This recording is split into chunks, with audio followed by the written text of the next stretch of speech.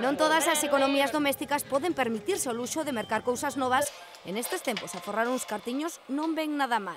Agora podes arranxar as túas prendas, decoralas, iniciarte no patchwork, unha técnica de moda de costura con retais para crear novos modelos ou restaurar os teus propios mobles vellos. Todo isto e moito máis é o que che ofrece a nova tempada dos cursos do Centrat que presentou a deputada de Deseño e Artesanía, Regina Polín.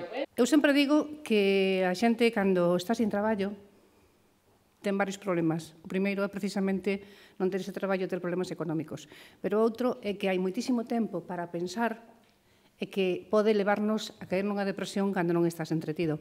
Entonces, o que buscamos con estes traballos é precisamente que saquen algo rentable, pero tamén que a xente este entretido. Cursos que combinarán ensinanzas en técnicas de carácter máis práctico coas de sempre, as dos oficios tradicionais. Serán 19 obradoiros con máis de 160 prazas dispoñibles en materias como a xollería, costura, restauración de mobles, coiro, cestaría ou madeira.